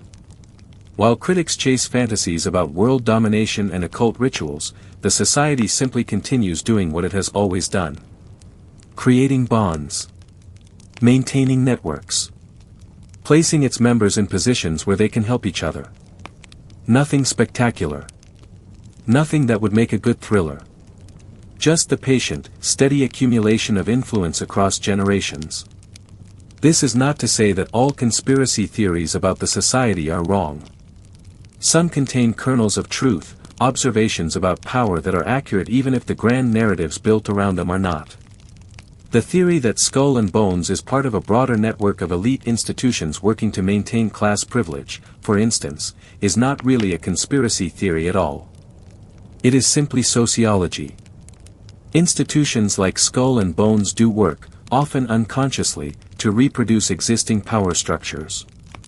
They select members from similar backgrounds, reinforce similar values, and provide advantages that compound over time. This is not a secret plot. It is how elite institutions have always functioned, throughout history, in every society. What makes Skull and Bones unusual is not that it does this, but that it does it so explicitly, so unapologetically, and with such perfect secrecy. Most elite institutions at least pay lip service to meritocracy and openness. They claim that anyone can succeed, that the doors are open to talent regardless of background. Skull and Bones makes no such claims. It is openly selective, openly secretive, openly elitist. And that honesty, paradoxically, makes it more threatening to democratic ideals than institutions that hide their exclusivity behind rhetoric about opportunity and fairness. The silence also protects the society from the kind of scrutiny that might actually threaten its existence. Because the society refuses to explain itself, critics are left to speculate. And speculation, no matter how well informed, can always be dismissed as mere conspiracy theory, as paranoid fantasy disconnected from reality. The society does not need to defend itself because it never confirms the accusations. It simply maintains its silence, and the silence becomes a kind of armor, impervious to criticism because it gives critics nothing solid to attack. This dynamic played out most clearly during the 2004 presidential election. Both candidates were Bonesmen, a fact that should have sparked serious questions about the concentration of power in American politics. How could it be that in a nation of 300 million people, both major party candidates for president came from the same secret society at the same university? What did that say about opportunity and meritocracy in America? What did it say about the health of American democracy? But these questions, though asked, never really gained traction. Partly because both candidates refused to discuss their membership, giving the press nothing to work with. And partly because the very fact that they were political opponents made the conspiracy theories seem implausible. If Skull and Bones truly controlled American politics, why would two Bonesmen be running against each other? Wouldn't the society have chosen one candidate and ensured his victory? This line of reasoning misses the point entirely. The society's power does not depend on controlling who wins specific elections. It depends on ensuring that people from the network are always in contention for positions of power, always in the room where decisions are made. Whether Bush or Kerry won in 2004, a Bonesman would sit in the Oval Office. The society had already succeeded, regardless of the outcome. But because this form of power is so diffuse, so systemic, it is difficult to criticize effectively. There is no smoking gun, no secret document outlining a master plan. There are just networks and connections and quiet favors exchanged over decades. And in the absence of dramatic evidence, the public's attention drifts elsewhere, to more immediate concerns, to scandals and controversies that can be captured in a headline or a sound bite. The society understands this dynamic perfectly. It has survived for nearly 2 centuries not by being invisible, but by being incomprehensible. People know it exists. They know it is secretive and exclusive and connected to power. But they cannot quite grasp what it does or how it works or why it matters. And that confusion, that inability to articulate exactly what the problem is, protects the society more effectively than any wall or locked door ever could. Over the years, various investigations have attempted to penetrate the mystery. Journalists have staked out the tomb, interviewed former members, pieced together fragments of information from court documents and university records. A few details have emerged. The society owns an island in upstate New York, a retreat where members gather away from the public eye. It maintains significant financial resources, though the exact amount is unknown, managed by alumni and invested to ensure the organization's perpetual survival. It keeps detailed records of its membership and activities, stored somewhere in the tomb's depths, accessible only to current members. But these facts, while interesting, do not really answer the fundamental questions. What happens in the rituals? What oaths are sworn? What obligations do members owe to each other? What happens when those obligations conflict with public duty? The society does not answer, and former members who might be willing to talk often find that their memories are surprisingly vague. The rituals happened so long ago. The details are fuzzy. And besides, they swore an oath. Even decades later, even when the stakes seem minimal, the oath holds. This enduring loyalty is perhaps the most remarkable aspect of the society. In an age when nothing seems sacred, when leaks and exposés are routine, when everyone is seemingly eager to tell their story for money or attention, the Bonesmen keep their silence. There have been exceptions, yes. A few members have broken ranks and shared what they know. But they are rare enough that their revelations are treated as aberrations, betrayals of trust that prove the rule rather than breaking it. Why do they stay silent? Partly because of the oath, certainly. But also because of the network. Speaking publicly about the society means risking those connections, severing bonds that have been carefully maintained over a lifetime. A Bonesman who breaks his silence may find that other Bonesmen are suddenly less willing to take his calls, less interested in maintaining the relationship. And in a world where success depends so heavily on connections, that is a serious price to pay. There is also, perhaps, a simpler explanation. Pride. The members are proud of their secrecy, proud of their ability to keep a secret in a world where secrets are increasingly rare.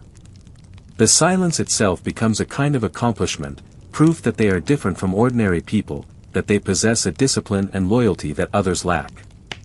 And that pride, that sense of being part of something exclusive and enduring, is not easily abandoned.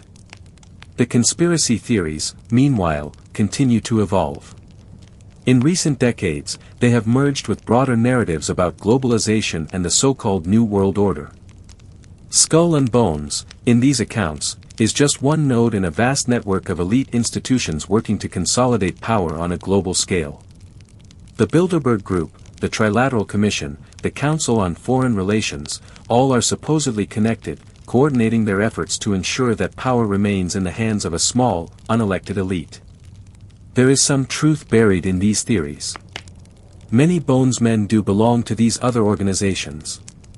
The networks do overlap. And there are certainly conversations happening among global elites that the public never hears, decisions being made that affect millions of lives without democratic input.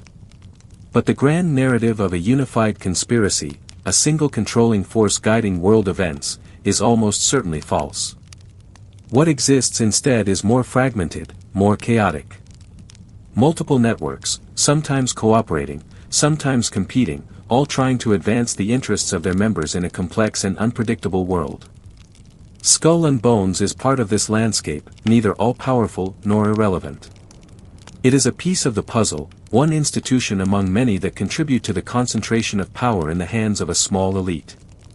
And the society's great achievement, its lasting legacy, is not that it has created a shadow government or secretly ruled America for 2 centuries. It is that it has maintained its mystique, its aura of power and secrecy, through every change in technology and culture and politics. The tomb still stands on the Yale campus, as mysterious as it was in 1832. The rituals still unfold on Thursday and Sunday nights. The initiations still transform 15 new members each year. And the silence, that great and defining silence, still holds, unbroken and seemingly unbreakable, a wall between the initiated and the uninitiated that no amount of investigation or speculation can penetrate.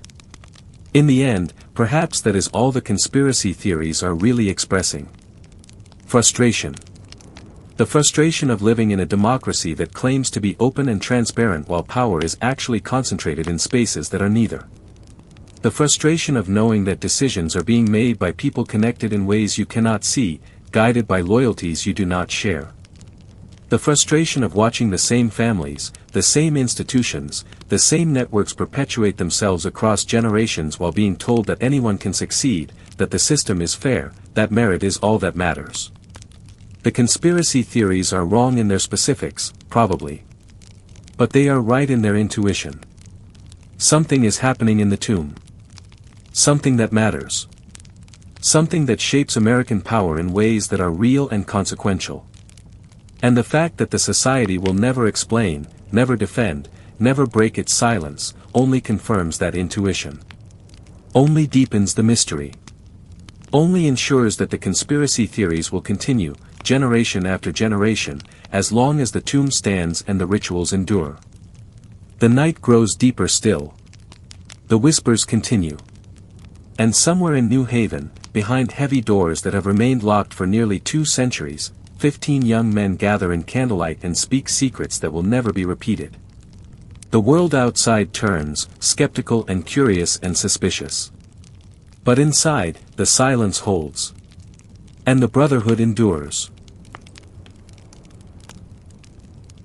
The future is a strange thing to contemplate from the perspective of an institution that has existed for nearly 2 centuries. Skull and Bones was founded when Andrew Jackson was president, when the railroad was still a novelty, when slavery was legal and women could not vote. The world has transformed beyond recognition since then. Empires have risen and fallen. Technologies that would have seemed like magic to William Huntington Russell now fit in our pockets. The old certainties have crumbled, one after another, until it seems that nothing is permanent, nothing endures unchanged. And yet, the tomb endures. The rituals endure. The silence endures. And in that endurance, there is something both admirable and unsettling, a stubborn refusal to bend to the times that speaks to a deeper truth about power and tradition. Some things, it seems, are built to last. Some institutions plant their roots so deep that no storm can uproot them. Skull and Bones is one of those institutions. But the question that hangs in the air, whispered in dormitories and debated in late-night conversations, is whether the society's power is what it once was. Whether it can survive in a world that is increasingly hostile to secrecy and elitism. Whether the tomb's shadow still stretches as far as it did when the Bushes sat in the White House and Bonesmen seemed to occupy every corridor of American power. The answer is complicated. In some ways, the society's influence has undeniably waned. The world is more diverse now, more meritocratic, at least in aspiration. Power is more distributed, less concentrated in the hands of a small elite educated at a handful of universities. Yale itself has changed dramatically, opening its doors to women, to people of color, to students from backgrounds that would have been unimaginable in the society's early years. And while Skull and Bones adapted, admitting women for the first time in 1992 after a long and contentious debate, the change came slowly, reluctantly, only after legal and social pressure made resistance impossible. This reluctance to change revealed something important about the society. It is not progressive. It is not interested in leading social movements or championing new ideas. It is conservative in the deepest sense, dedicated to preserving tradition and maintaining continuity across time. And in an age that values innovation and disruption, that conservatism makes the society seem like a relic, a holdover from an era when power was more openly hereditary and less embarrassed about its own exclusivity. The society also faces competition that did not exist in its early years. Other networks, other institutions, other pathways to power have emerged. Technology companies, with their vast wealth and influence, are often led by people who did not attend Yale, did not join secret societies, did not participate in the traditional rituals of elite formation. Silicon Valley operates according to different rules, values different qualities. And while Bonesmen still populate Wall Street and Washington, they are less dominant in the new centers of power that are reshaping the world. Yet to conclude that Skull and Bones is irrelevant would be premature. The society has survived every prediction of its demise, every cultural shift that seemed poised to render it obsolete. It survived the anti-Masonic panic of the 1830s. It survived the Civil War. It survived the social upheavals of the 1960s, when secret societies seemed particularly out of step with the times. It survived the exposés and investigations of the early 2000s. And it continues today, quieter perhaps, less conspicuous, but still functioning, still tapping 15 new members each spring, still performing the rituals that have been performed for nearly 200 years. The society has always been adaptable in the ways that matter. It does not change its core practices, but it adjusts to the world around it, finding new ways to remain relevant, new sources of influence to tap. The admission of women was one such adaptation. The increased diversity of Yale's student body means that the society now includes members from a wider range of backgrounds than it did in the past. And while the old networks of power still matter, still function, the society is building new networks, connecting its members to emerging fields and industries, ensuring that Bonesmen remain present wherever power concentrates. The society's greatest strength has always been patience. It thinks in terms of generations, not quarters or election cycles. A Bonesman tapped today will not reach the peak of his or her influence for decades. But when that moment comes, the bonds forged in the tomb will still be there, waiting to be activated. The society plants seeds and trusts that they will grow, even if the harvest is years away. Consider the current landscape of American power. While it is true that not every powerful person is a Bonesman, and that the society's influence is less monolithic than it may have been in earlier eras, Bonesmen still occupy significant positions. They are federal judges and corporate executives, managing directors at investment banks and partners at law firms. They advise presidents, even if they are not themselves president. They shape policy from positions just below the public eye, in think tanks and foundations and advisory boards. The influence is more diffuse than it once was, but it has not disappeared. It has simply adapted to a world where power itself is more diffuse. The tomb has also become a kind of monument, a physical reminder of the society's endurance. It stands on the Yale campus like a question mark, windowless and silent, impossible to ignore. Students walk past it every day, and some of them wonder what happens inside, who gets chosen, what it would mean to be tapped. The mystery itself is a form of recruitment, drawing ambitious students toward the society even in an age when secret organizations are supposed to be suspect, outdated, incompatible with modern values. And every spring, when tap night comes, the ritual unfolds exactly as it has for generations. A hand on the shoulder. A voice in the darkness. Skull and bones. Do you accept? And despite everything, despite the exposés and the conspiracy theories and the cultural changes that should have rendered the society obsolete, students still say yes. They still walk through the tomb's doors. They still participate in the initiation. They still swear the oaths and receive their names and join the brotherhood. Why? What draws them? Partly ambition, certainly. The desire to be part of something exclusive, something connected to power. Partly curiosity. The desire to know what happens behind those locked doors, to be initiated into the mystery. And partly, perhaps, something deeper. A hunger for belonging, for meaning, for rituals that mark life's passages and create bonds that transcend the ordinary. In a world that is increasingly atomized, where traditional communities have fractured and genuine connection is rare, the society offers something that is hard to find elsewhere. A tribe. A brotherhood. A sense of being part of something larger and older than oneself. This is not unique to Skull and Bones, of course. All communities, all institutions that endure across generations, offer something similar. But few do it with such intensity, such deliberate cultivation of loyalty and identity. The society's rituals are designed to create bonds that last a lifetime. And they work. Even in the 21st century, even in an age of social media and radical transparency, the bonds hold. The society's legacy, then, is not just the specific individuals it has produced or the positions they have held. It is the model it represents, the template it has created for how elite formation works in America. Other institutions have copied aspects of the Skull and Bones approach. Secret societies at other universities, selective social clubs, even certain sectors of the business world have adopted the same basic formula. Select carefully.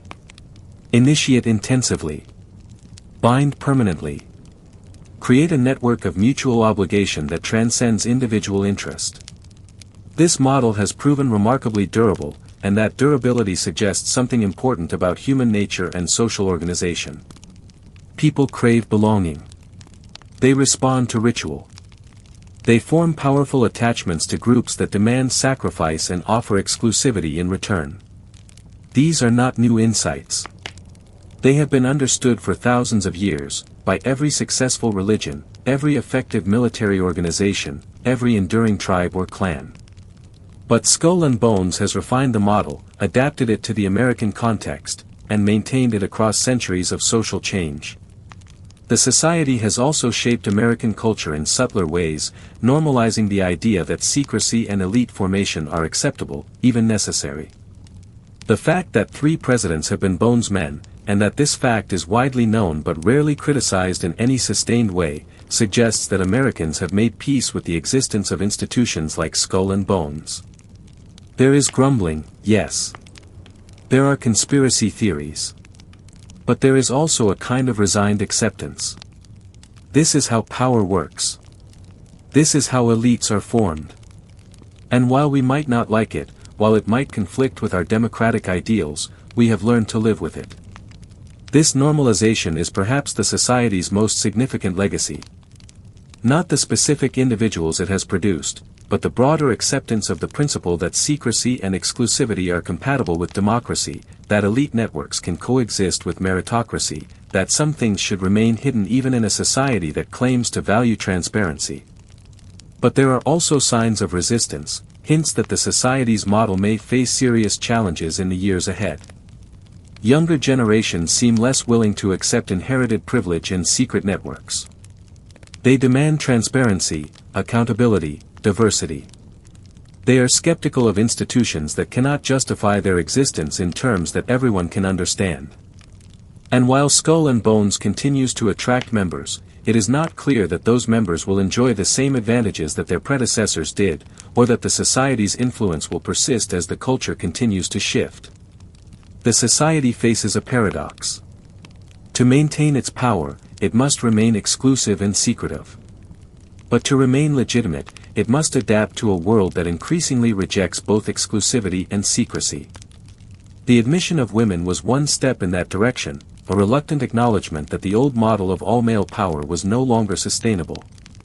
But there are other questions the society has not yet grappled with. How does it maintain its mystique in an age of social media, where secrets are harder to keep? How does it justify its existence to a generation raised to believe that meritocracy should be real, not merely rhetorical? How does it remain relevant in a world where power is shifting away from the traditional centers where Bonesmen have always congregated? These are not easy questions, and the society's answers, if it has any, remain hidden behind the tomb's locked doors. But the fact that the society continues to function, continues to tap new members, continues to perform its rituals, suggests that it has not given up. That it still believes it has a role to play, a legacy to maintain, a future to secure. And perhaps it does. Perhaps there will always be room in America for institutions like Skull and Bones, for networks built on secrecy and loyalty, for elites who justify their power not through transparent merit but through membership in exclusive communities. Perhaps the model is too deeply embedded in human nature to ever be completely eliminated. Perhaps the tomb will stand for another 2 centuries, performing the same rituals, creating the same bonds, shaping American power in the same quiet, patient way it always has. Or perhaps not. Perhaps the society is slowly fading, its influence waning, its model becoming obsolete in a world that has changed too much to sustain institutions built on 19th-century assumptions about power and privilege. Perhaps future historians will look back on Skull and Bones as a curiosity, a relic of an earlier era, significant primarily for what it reveals about how elites once formed and maintained themselves before the world moved on. The truth will only reveal itself with time, and time moves slowly for institutions that think in terms of centuries. For now, the tomb stands. The rituals continue. And the silence, that great defining silence, holds as it has always held, patient and impenetrable. The legacy of Skull and Bones is written not just in the names of presidents and senators, not just in the boardrooms and courtrooms where its members have exercised power, but in the very fabric of how Americans understand elite formation and the relationship between secrecy and democracy. The society has demonstrated, across nearly 2 centuries, that it is possible to maintain an exclusive, secretive institution in the heart of a democratic republic. That the two can coexist, uneasily perhaps, but durably. This coexistence raises profound questions about what kind of society America actually is, beneath the rhetoric of equality and opportunity. The founding documents speak of all men being created equal, of government deriving its power from the consent of the governed, of a republic where merit matters more than birth. And yet, here is an institution that explicitly rejects those principles, that selects its members not through any democratic process but through opaque criteria known only to itself, that binds them together with oaths of loyalty that transcend civic obligation. The Society's defenders might argue that there is no contradiction. That Skull and Bones is simply a private organization, operating within its rights, no different in principle from any other club or association. That in a free society, people should be allowed to gather as they choose, to form bonds as they see fit, to maintain traditions that matter to them. And on one level, this argument is correct. The Society breaks no laws. It violates no constitutional principles. It simply exists, as it has always existed, taking advantage of freedoms that are available to everyone. But this defense misses something crucial. Skull and Bones is not just any private organization. It is an organization whose members go on to wield enormous public power. And the bonds formed in the tomb, the loyalties created through ritual and secrecy, do not disappear when members enter public life. They persist, invisible but influential, shaping decisions and relationships in ways that the public can never fully see or evaluate. This is the heart of the problem, if it is a problem. Not that the Society exists, but that it matters. Not that people join, but that membership confers advantages that compound across a lifetime. Not that rituals are performed, but that those rituals create bonds that influence how power is exercised in the public sphere. And the Society, through its perfect silence, has never had to grapple with this tension publicly. It has never had to justify itself, never had to explain why its private bonds should be compatible with public service, never had to answer the question of what happens when loyalty to brothers conflicts with loyalty to citizens. The silence protects it from these questions, allows it to operate in a space beyond scrutiny, beyond accountability, beyond the reach of democratic norms. Yet there is also something admirable in the Society's stubborn consistency. In a world of constant change, where institutions rise and fall with dizzying speed, where nothing seems permanent and everything is subject to disruption, Skull and Bones endures. The same rituals. The same oaths. The same commitment to secrecy that has defined the organization since its founding. There is integrity in that refusal to change, even if it is an integrity that serves exclusion rather than inclusion.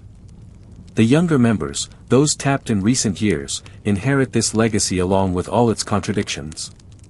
They join an organization that has shaped American history but whose relevance in the present is uncertain. They participate in rituals that were designed for a different era, when power was more concentrated and less apologetic about its own existence. They swear oaths of secrecy in an age when transparency is valued above almost everything else. And they must navigate the tension between the Society's traditions and the world's expectations, between the bonds of brotherhood and the demands of a culture that increasingly questions whether such bonds should exist at all. Some of them will rise to positions of power, as their predecessors did. Some will become senators and CEOs, judges and diplomats, leaders in fields that have not yet been invented. And when they do, they will carry the tomb with them, the memories of confession and initiation, the knowledge of who their brothers are and what they owe to each other. The network will activate, quietly, invisibly, as it has always activated. Doors will open. Calls will be returned. Favors will be granted. And the Society's influence will persist, one more generation added to the long chain that stretches back to 1832. But they will also face questions that their predecessors could avoid. In an age of social media and instant communication, secrecy is harder to maintain. In an age of heightened awareness about inequality and privilege, exclusivity is harder to justify. In an age that demands accountability from its leaders, the invisible loyalties created in secret societies are harder to explain away as harmless tradition. The Society will adapt, as it always has. Perhaps it will become more open, sharing more information about its activities while still maintaining the core of secrecy that defines it. Perhaps it will become more diverse, reflecting the changing demographics of Yale and America more broadly. Perhaps it will find new ways to demonstrate its value, new justifications for its existence that resonate with contemporary sensibilities. Or perhaps it will simply continue as it has, unchanging and unapologetic, trusting that there will always be ambitious young people willing to walk through the tomb's doors, willing to participate in rituals they do not fully understand, willing to swear oaths they will keep for the rest of their lives. Trusting that human nature has not changed as much as the world around it, that people still crave belonging and meaning and the sense of being part of something larger than themselves. The tomb itself seems built for eternity. The brownstone walls show little sign of age. The heavy doors still close with the same solid weight they had in the 19th century. Inside, the relics accumulate, layer upon layer of history, each object a reminder that this institution has outlasted almost everything around it. Presidents have come and gone. Wars have been fought and won and lost. The American economy has transformed beyond recognition. But the tomb endures, and with it, the society. There is something almost mythic about this endurance, something that transcends the specific individuals or the particular mechanisms of power. Skull and Bones has become a symbol, not just of elite formation or secret societies, but of permanence in an impermanent world. It represents the idea that some things can remain unchanged, that tradition has value independent of its utility, that the past can reach forward and shape the present in ways that resist explanation or justification. This symbolic power may ultimately be more significant than any specific political influence the society wields. Because symbols shape how we think about the world, how we understand power and privilege and who deserves to lead. And as long as Skull and Bones exists, as long as the tomb stands and the rituals continue, it will serve as a reminder that American democracy coexists with institutions that are fundamentally undemocratic. That merit and connection both matter. That transparency and secrecy can occupy the same society, the same political system, the same nation. The future members of Skull and Bones will inherit all of this. The legacy of power and the burden of secrecy. The advantages of the network and the weight of the oaths.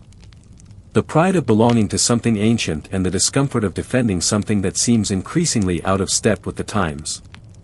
They will have to decide what the society means in their era, how it should evolve or whether it should evolve at all, what obligations they owe to the tomb and what obligations they owe to the world beyond it. And they will do so, almost certainly, in silence. Because that is the society's way.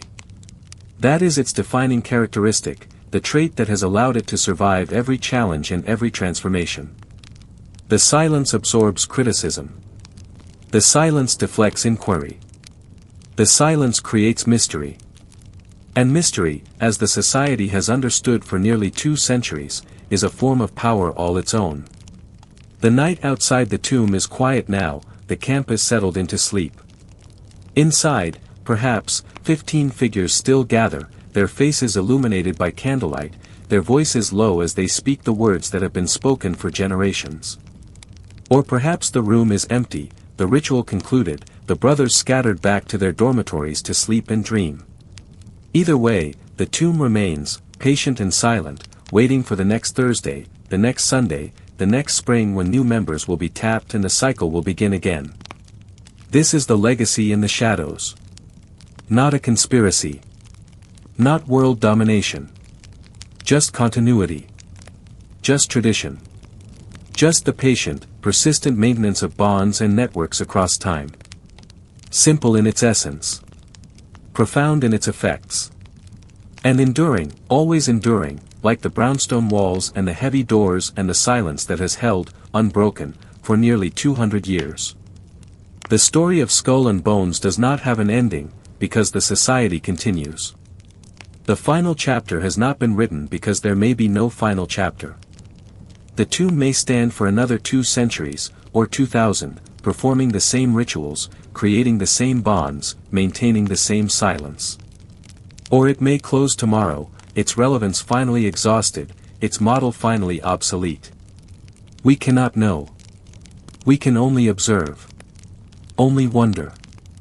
Only ask the questions that will never be fully answered. What happens in the tomb? What oaths are sworn? What power does the society truly hold?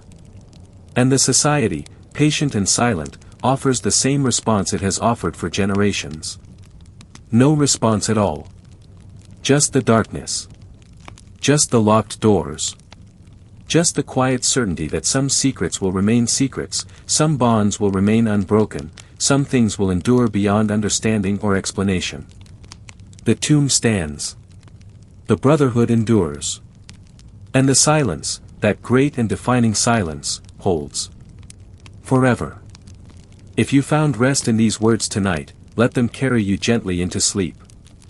The story of shadows and power, of rituals and silence, of the tomb that stands unchanging through the turning years, has reached its close. May your dreams be peaceful, and may the morning find you well. Thank you for listening.